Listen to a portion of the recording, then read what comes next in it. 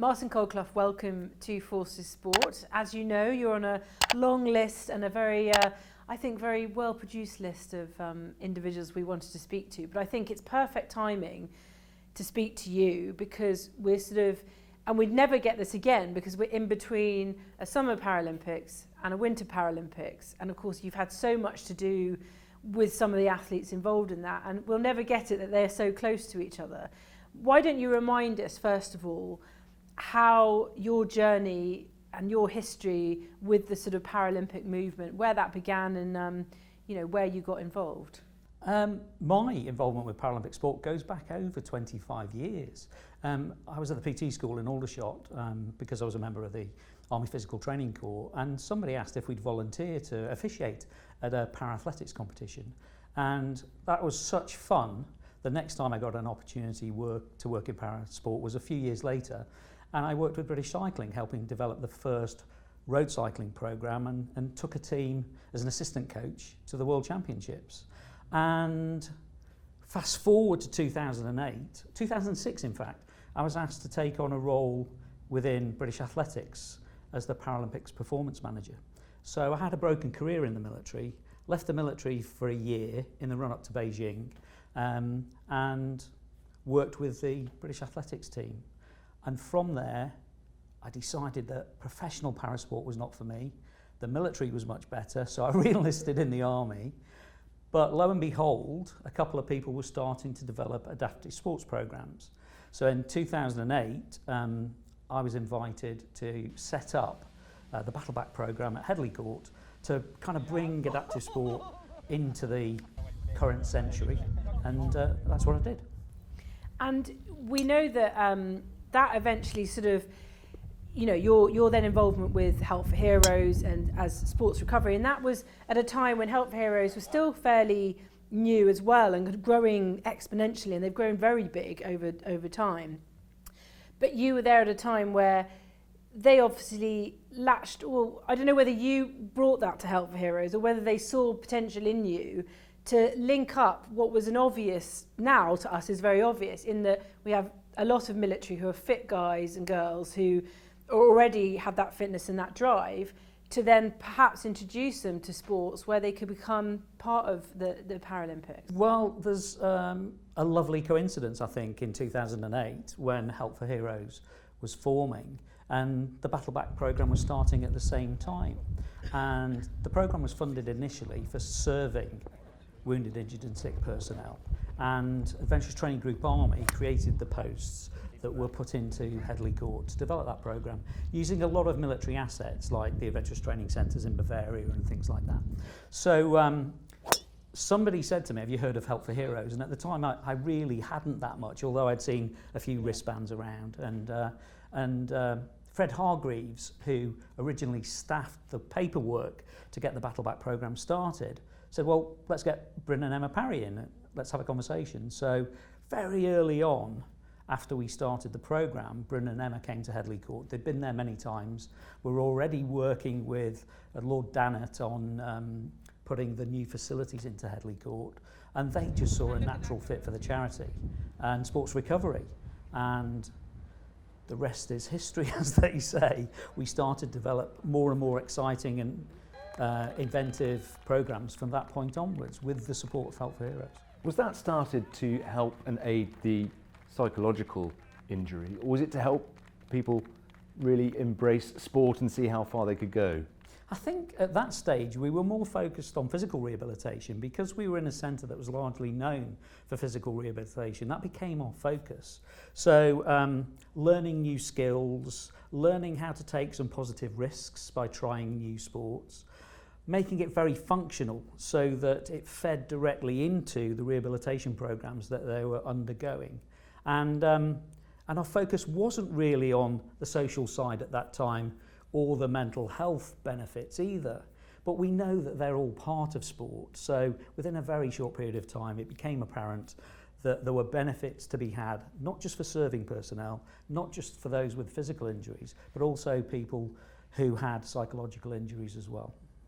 And have you, over that time, I mean, bringing it up to date now, I know that you're still linked to a lot of people and the journey that you've been on.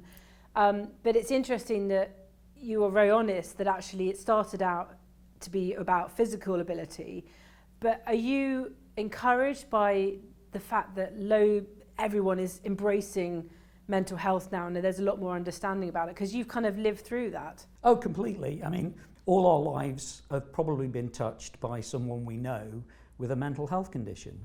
And so it was a very natural progression. I think we thought of things initially as it'll be good for your body and your mind without thinking of it as really a treatment modality.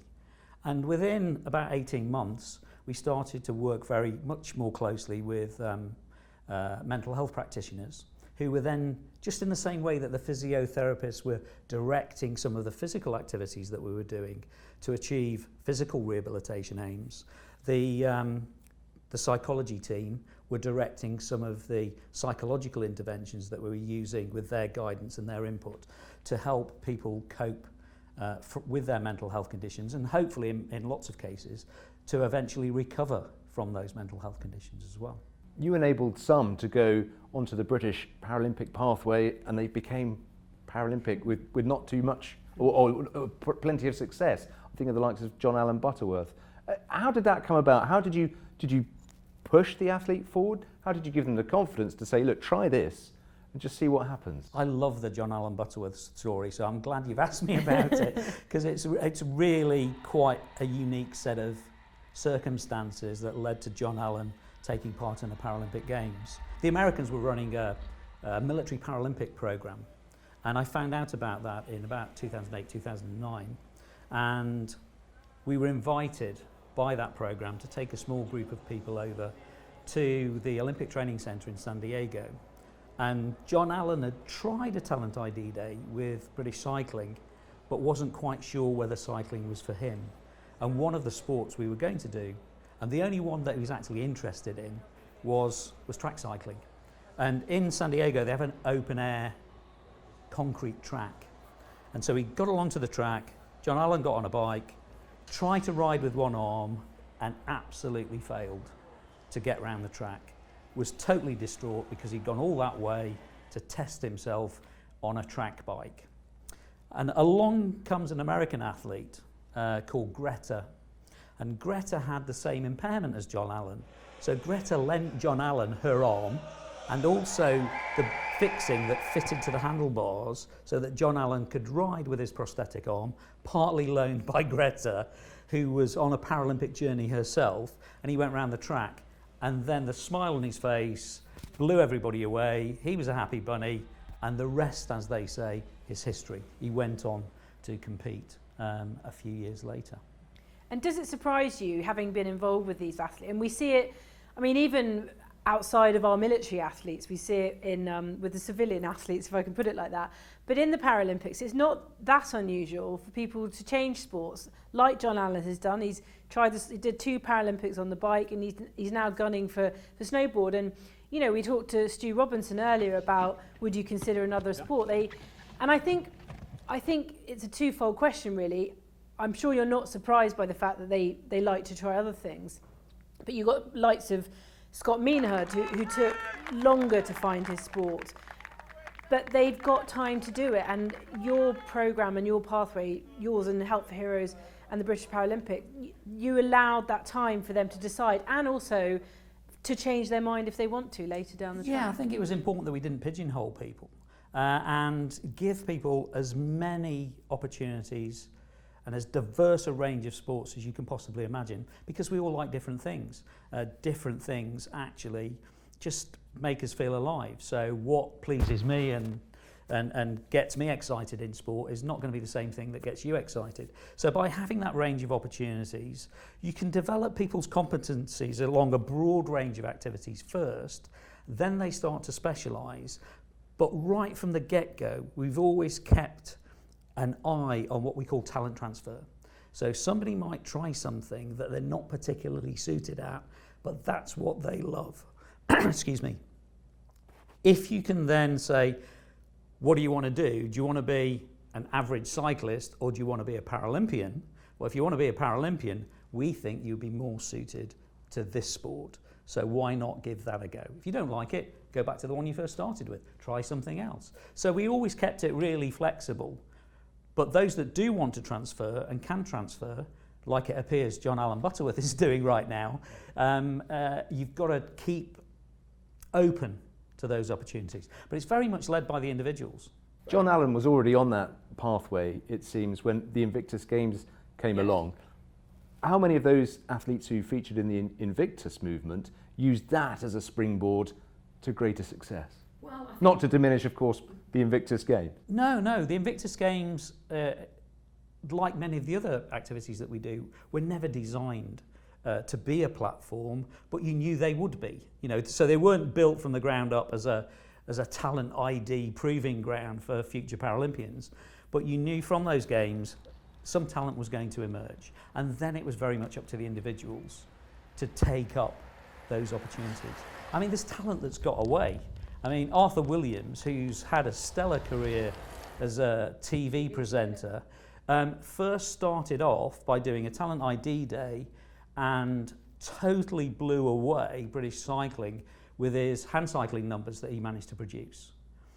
And he decided that hand cycling, even though that he had probably one of the best engines that British cycling have ever seen in a British hand cyclist, it wasn't for him. So what do? You follow a different path. So as well as being a platform for the development of future Paralympians, which then becomes a job for them, it's been the development for other people in other areas. JJ Chalmers would be another example, who came as an athlete and then has later identified as this kind of superstar presenter that he's become.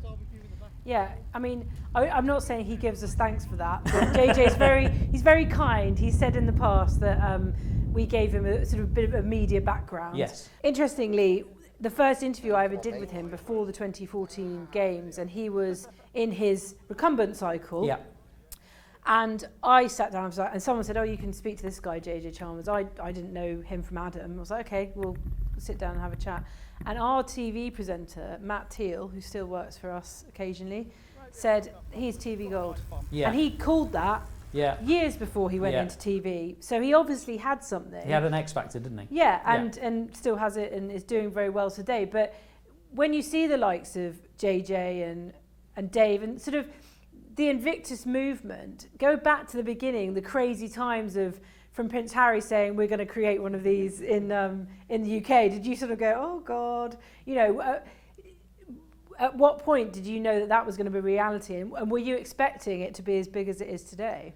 I certainly didn't expect it to be as big as it is today. I think it's gone from strength to strength and is still developing as a concept. So there's much more activity going on now between the games in the last couple of years than there has been since between 2014 and 2018-19, let's say. So many things have come out of the Invictus Games that you think might be possible, but you don't realise that they were possible, and almost as if they were part of the plan from the get-go, suddenly become reality.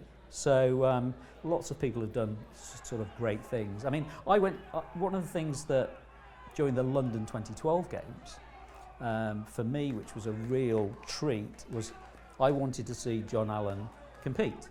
And I was walking across the Olympic Park and I bumped into a young guardsman who had been on that first San Diego trip, that military camp. And he introduced me to his wife and his baby, and I'm thinking, this is amazing.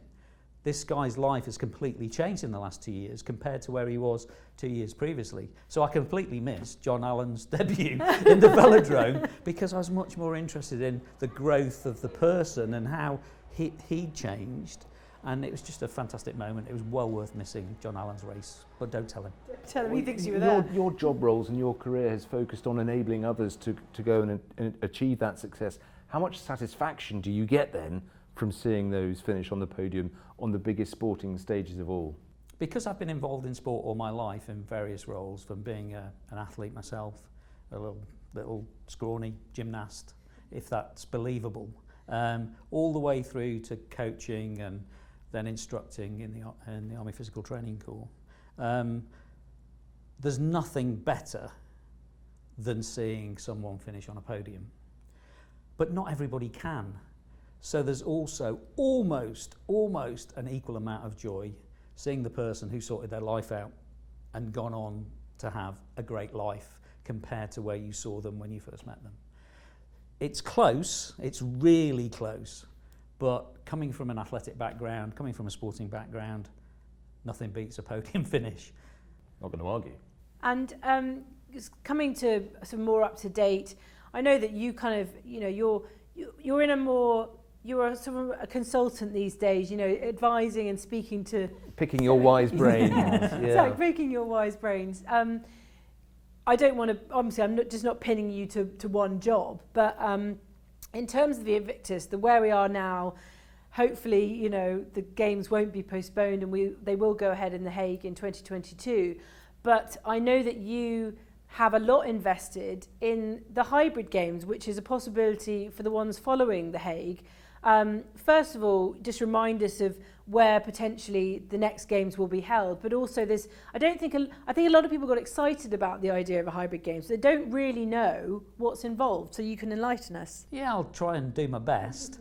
Well, as you mentioned, The Hague is the next games, and it's been one that's been delayed a couple of times. But let's, fingers crossed, let's hope it goes ahead next year. The games following that will be in Dusseldorf, and they're very much going to follow the same, it's a winning formula. That Summer Games, it absolutely works, with great outcomes from all those taking part. And I include the friends and family in that as well, because it's very much a family-orientated event. And families, I think, get as much out of spectating at a game, seeing their loved ones compete and achieve things they never thought possible. It has a major benefit to the families. But then if we're moving on to post-Dusseldorf, bids were invited a year or so ago for cities to come forward to pitch for a games, and Canada decided to put forward the concept of a hybrid games, which involves both summer and winter sports. And I was asked what kind of winter sports we might do at that games. So working with the Invictus Games Foundation on running some ideas past them, and working with True Patriot Love, which is a Canadian charity that would like to host the games in 2025, we've come up with keeping the best of the summer games. So the 3 team sports that people love would still be there: the sitting volleyball, the wheelchair basketball, the wheelchair rugby, along with swimming and rowing. But then we've got some snow sports and some ice sports. On the snow sports side, we've got Nordic, and we'll be including biathlon in that. But with the biathlon, we're going to be using laser weapons rather than live ammunition to avoid any potential risks with safety and triggers, if that's not a terrible pun. No, but mental health triggers is what you're talking about. Yeah, mental health triggers. So biathlon and cross country, alpine skiing, and we're going for an event called a slalom, which is a GS slalom hybrid, which slows people down and requires a little bit more finesse, a little bit more subtlety. It's used with youth groups quite a lot in skiing as their first exposure to ski racing. So we know if we put military skiers on a downhill, they'll egg it until they fall over. We want to avoid people falling over too often, so slalom event is what we're going for. And then something that everybody can take part in, which is wheelchair curling. So a bit of a target sport, so there's no archery, but you've got that as a substitute.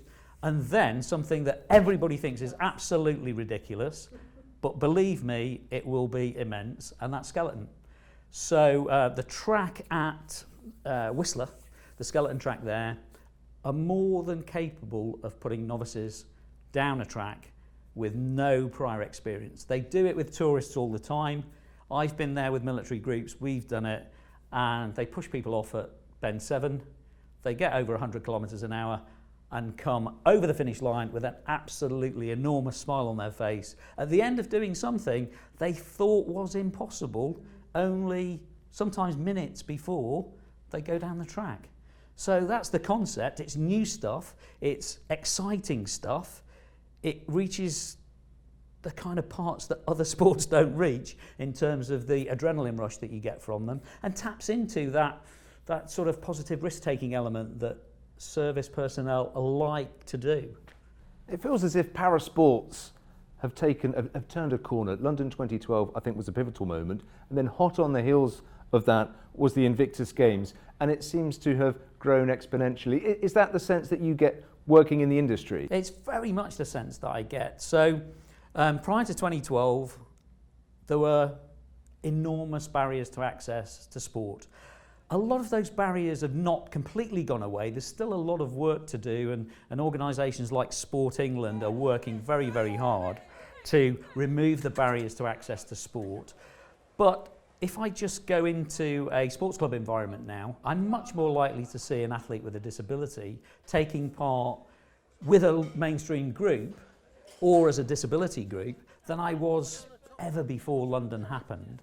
So you can't really go to a major sports event without people with disability taking part these days, which is just wonderful to see. And if we've played a small role in that, and the Invictus movement has played a small role in that, then all to the good. Do you have any, I'm sure you have many highlights, but I'd imagine, like with most jobs, and whatever you've been doing, at the heart of it is people. It's always people. That's what gives you the enjoyment. That's what gives you sometimes the lows as well as the highs. But over this career that you've had, having been surrounded by successful athletes, and also those ones who, and I know the Invictus Games had to deal with the issue that some people wouldn't make it to Paralympics or wouldn't even make the next Invictus Games because you had to be a fair distribution because so many people wanted to be involved. So what have been the sort of challenges and what have been the highs that you've had in that career? Yeah, the challenges are selecting teams for those events. But I think me and the team I worked for reassured ourselves that we were giving many more people opportunities to access sport. The Invictus Games was like a bonus. If they then went on to carry on in their sporting endeavours, sometimes independently, sometimes with their families engaged as well, then that was a massive win for everybody. And those were the biggest wins because they affected the greatest number of people. But in terms of sporting moments, the trials we had in Sheffield in 2019, one of the athletes coming up to me to say, best day of my life, it's the first sports event I've not come last in, is just as good as somebody beaming, having stepped down from a podium finish. It's fantastic. The kinds of feedback that you get is extraordinary and sometimes, quite special, often quite special. Have you often harked back to your military career, used things that you learnt as a PTI to help you when you're planning these future events? It all comes from that. I think that's provided me with a really great grounding. On your course to transfer into the Royal Army Physical Training Corps, one of the things that you have to do is demonstrate that you can run sports competitions. So you run a cross-country competition for the assistant PTIs who are on their course, you run potted sports competitions, you run five-a-side competitions. And so those have all been absolutely essential building blocks to go on to do some of these bigger, more extraordinary events, really. Yeah, so it all comes from that route, from being involved in military physical training and sport. But do you think also the journey that you've been on has made you, I'm not saying you were a bad person to begin with, but I do think that you've had such an intimate insight into, say, the effects of mental health. Do you think you're a more rounded person because of the people that you've been involved with and the experiences you've been exposed to as well? Oh, completely. Sport is so special to me because of the highs, but also because of the lows. There have been times at events where I've sat up 2, 3, 4 o'clock in the morning with somebody crying in front of me because they didn't think they could cope with what life was throwing at them at that particular time. And that's only got to have a couple of effects, which is one, to make you realise how lucky you are, to realise how close to them you are in terms of you could equally suffer from a mental health condition as they are now, but feeling very fortunate that you're not. But helping to guide somebody through that so that they can have a fulfilling and active and really good life after those lows is something I really can't put into words in terms of the impact it has. But it does make you feel very fortunate, and it also makes you feel very grateful for the hand that you've been dealt up until that point. Because, as I say, we can all encounter poor health, be it physical or mental health at some point. And these experiences, I think, have hopefully made me stronger, so that if I do encounter them, I can find a route through. Especially in the Paralympic movement, as well as greater society, it seems to me that it's obvious that there is a sport for everyone. Oh, completely. And often you don't know what that's going to be. Right. Yeah, and that's the part of the fun is, well, try this. Well, have a go at this. Have you ever thought of doing skeleton? No. Why should I? Who would want to? That's where I'll be going. Yeah, why would I? And then, I mean, the best example of those sort of revelatory moments that I've seen is with Corey Mapp. Corey Mapp, to me, was a pretty lost soul. He was clearly a very talented athlete. A sporting Billy, you know, we use that term in the military quite often. He could do absolutely any sport that you pointed him at and say, Corey, have a go at that, and he'd be brilliant at it. A fantastic sitting volleyball player. His team sport skills and his way to encourage other people in the team, second to none. But he didn't really find himself as a person, I don't think, until he tried bobsleigh for the first time. And when he came off the track, after that first run down the track, you just knew that was going to change his life. And it has. He's now working in Swindon as a special constable, while you know, I was going to say swan, but that's absolutely not true in the case of any athlete, while working hard on his sport and competing internationally in parabobsleigh.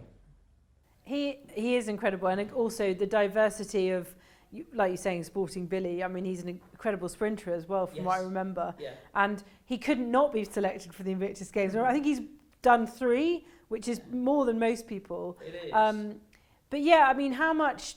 So we're coming towards the end now, but I'd love to know how much contact. I mean, when it comes around to sort of big major tournaments where there's a Paralympic cohort going out, I often go to your social media to check we've got the right characters, because you always put us to shame with being in touch and also still knowing so much. Not that you're as heavily involved as you were, but obviously again coming back to the people involved, how much contact, and you know, you obviously follow them still all very closely. Yeah, so I'm not directly working with this population now. My work is focused in other areas, but I do like to congratulate those people who have been part of the programs that we've run, and I think that's something that's welcome by them, and I generally get thanked for promoting their social media and acknowledging their success.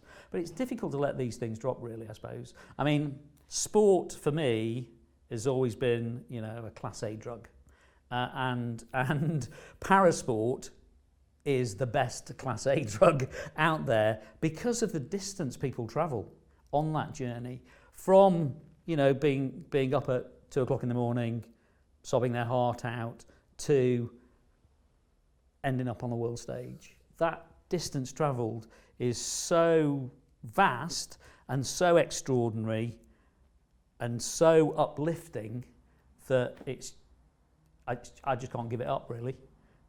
Well, listen, I think that's a perfect way to finish. I was looking for that quick 10-second quote, and I think you gave it to us there. But and I almost want to give skeleton a go now. Almost. Oh yes, almost. It can be arranged. No, I said almost. It can be arranged. It's not as bad as you think. We need to get you out to a resort to begin with, Jules. Yeah. Maybe the ice sports you can cover. The RAF run an excellent camp. We're holding him. The RAF run an excellent I said camp. almost. It's on camera. It says almost. I think you'd suit the helmet as well. Just promise us you won't wear a skin suit. That's yeah. Spare all our blushes. Yeah. It's been an absolute privilege, and also I just feel like I'm catching up with an old friend, because we've seen you at so many events over the last 10 years and longer, that, you know, it's been great to catch up, and you are a wealth of knowledge as far as the Paralympic movement goes, and we will continue to stalk you on Twitter so that we know what's going on in that world. Yeah, I do all the stalking. But thank you so much, Martin, and I hope that, you know, we continue to have these conversations long into the years to come. I hope so too, because there's more stories to be told. That you know, history's not been written yet for those who are about to embark on the Winter Paralympic Games. So there'll be a bit of catching up to do after that, I'm sure. Always got to have the last word. Thank you very much. Mr. Colclough the sequel. Thanks, guys. Thank you.